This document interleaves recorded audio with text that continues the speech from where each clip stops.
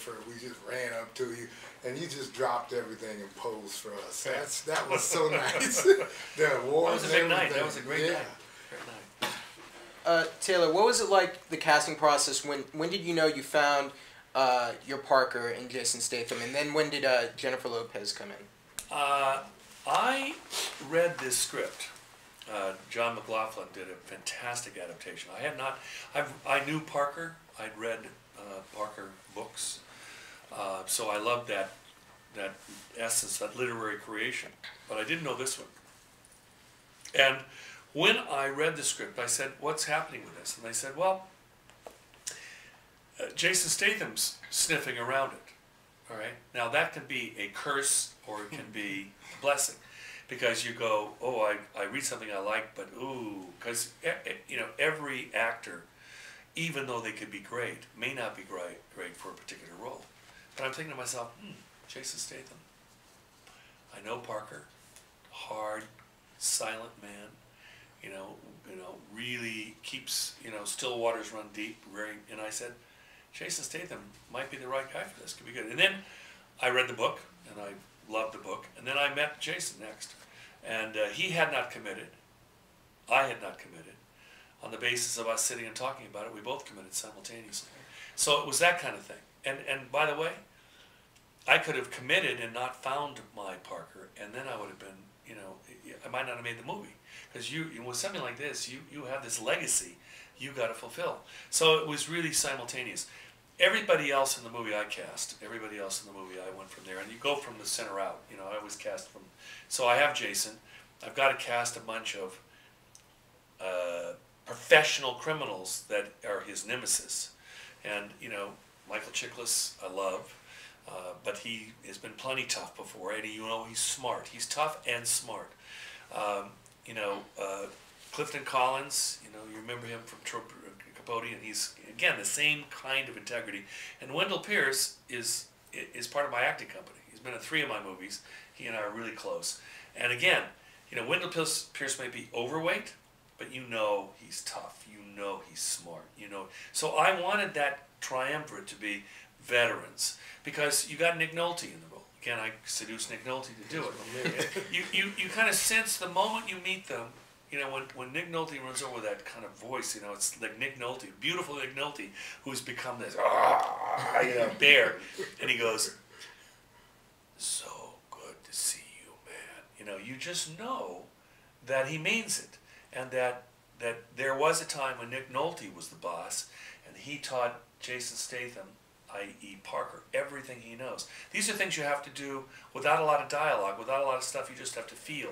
And at the same time, you get that respect, and now you know that Parker, who doesn't trust anyone, is looking at the fact, I got to pull this job off because it's a 5-man job, and I got to pull it off with these guys I don't know. And Nolte said, Melander always has a good crew, professional like us, independent, all the stuff. These people have to carry that integrity for you to believe the beginning of the film to work. And that has to do with casting. So I cast that way. I have a lot of fun with it. I also want to cast people. I know that I can ask everything of people, but they got to have the talent to deliver it. Jennifer is a different story. Jennifer was created, that Leslie character is created by Donald Westlake, Richard Stark.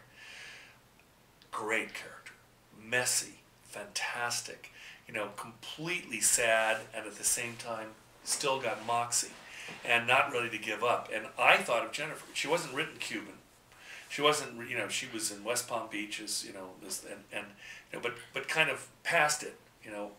Her dreams hadn't come true. And I called Jennifer up and offered her the part.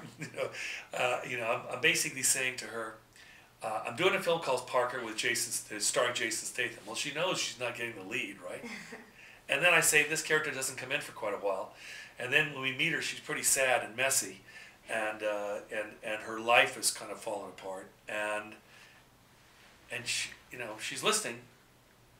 I said, and I don't want glamorous, Jennifer. I know you can do glamorous. I don't want the diva. I don't want the rich, privileged person. I want somebody who's real. You're from the Bronx, and she is real. And I said, ultimately, this character has what I think is the most important thing inherent in you. Whether they're ups or downs, you never give up. And neither does Leslie. And she She said, I'm in. There it was. So the fact is, those are the things you do. You just tell people honestly what it is, and they either find it or they don't. I'm sorry. I'm just, because there's a retro quality to it being it's based on, you know, older material. But did you ever consider, like, perhaps doing it as a period piece or doing an homage to earlier movies or, you know, just the approach? Seems like there are many approaches you might have taken to this. Yeah, you know, my sense is that the book was written in the 90s. But there was nothing, you know, the essence of whether there is a period quotient to it or not. I like the idea of it contemporary. I like the, you know, listen, Donald Westlake, again, is the source material. He started at the Missouri State Fair. All right? The Ohio State Fair is where I chose, the biggest one there is. There's 50, 60, 70,000 people a day there. And we just went with a small crew, 5 actors, and we didn't stop anything. We just did it. And there was a visceral quality to that. The period nature of it is because you're in the Midwest. You think, oh, there's not people that do that like they do. Those people are real. They're absolutely, they reek of realness, and it's totally there now. The idea of a state fair does seem passé. It does seem like another era. But let me tell you, 70,000 people a day are there doing it, and it is that thing. Those elements, you know, are there. You go down to Palm Beach, and I think, oh, gee, there's no places like this anymore. You go across to Palm Beach, it's for real. I've never seen so much clipped ficus in my life. And, you know, the barbers, the gardeners there, I'm sure, making 6 figures, you know, because these people are, you know, they pride themselves by saying more billionaires per square block or square mile than any place else. So, in a way, there was no reason to do it, period. It still does fit. Well, I like this movie a lot. Can you talk about that, the one scene when the guy goes over? How did you shoot that?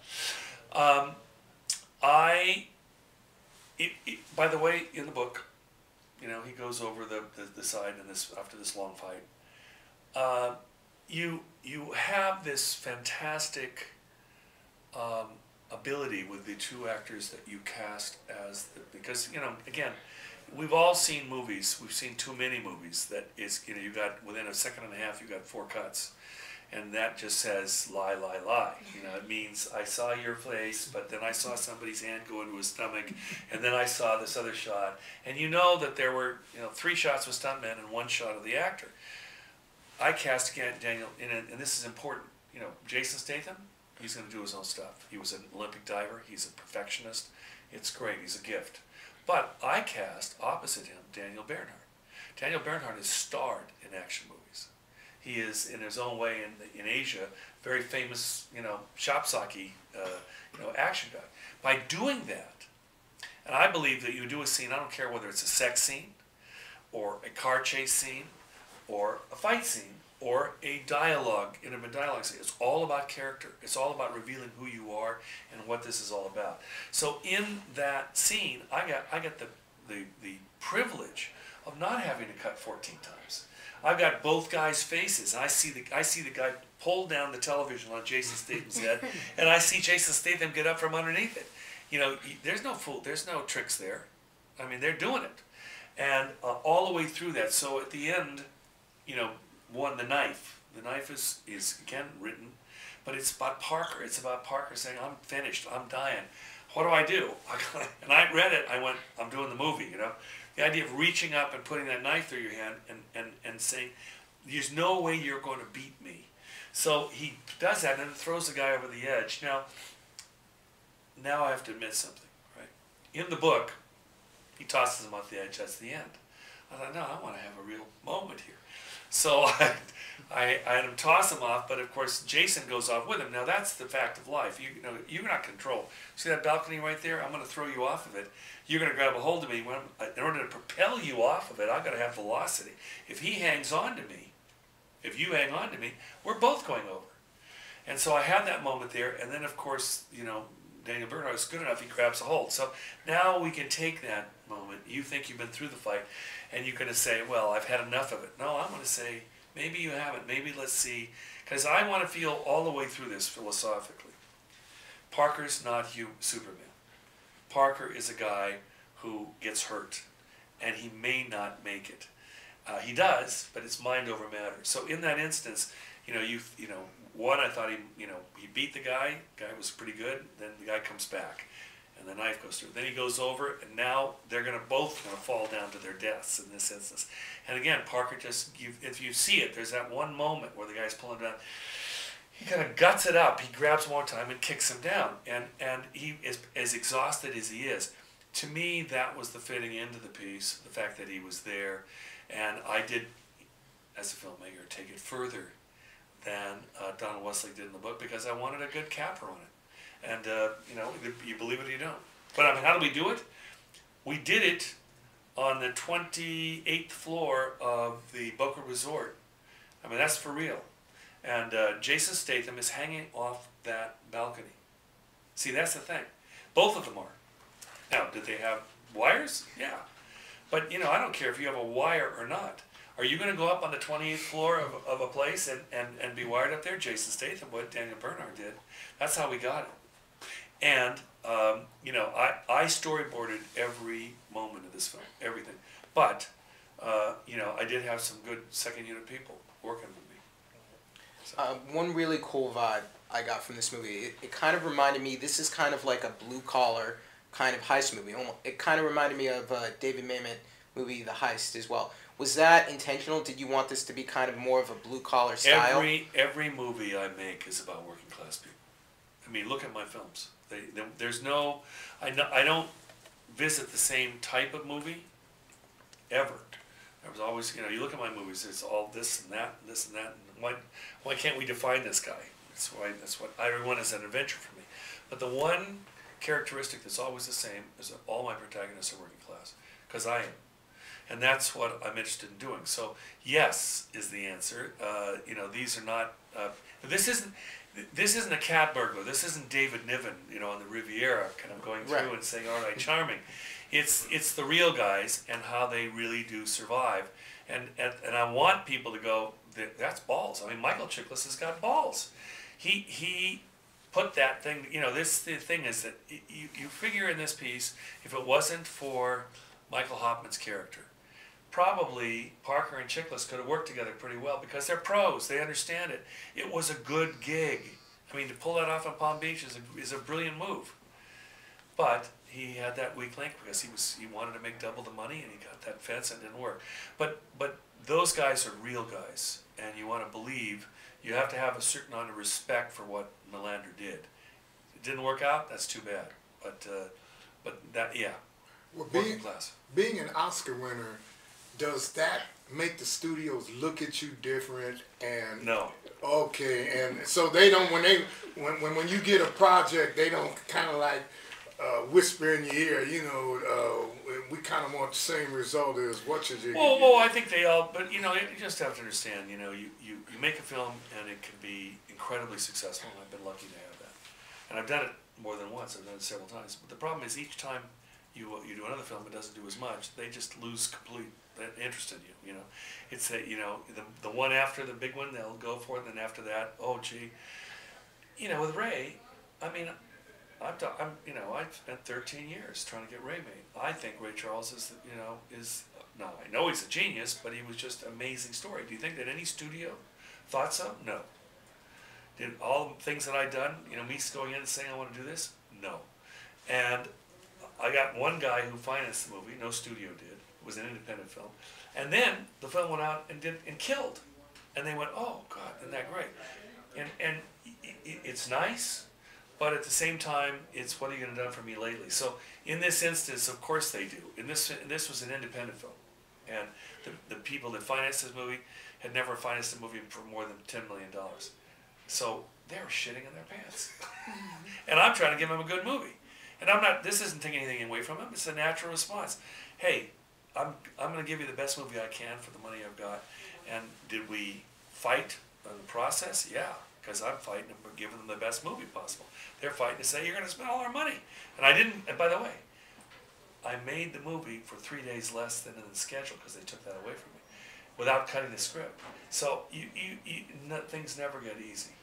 Do they, every year we have this conversation, it's like, Lincoln isn't supposed to make money and Life of Pi isn't, and these movies make money. Always. I'm telling you from a filmmaker's point of view, it's the greatest thing you could ever hope for. There's always an article saying, "Oh, this is going to change the way studios think, and now they're going to invest in these projects," and then that doesn't happen. You know, Ray made money, as you just said, against expectations, and boom.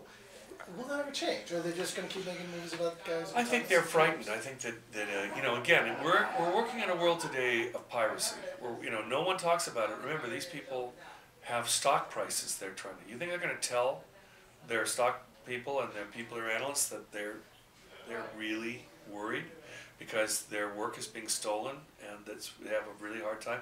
Why do you think that there's no? I made my entire career with medium budget films. They don't make them anymore. They don't. You know why?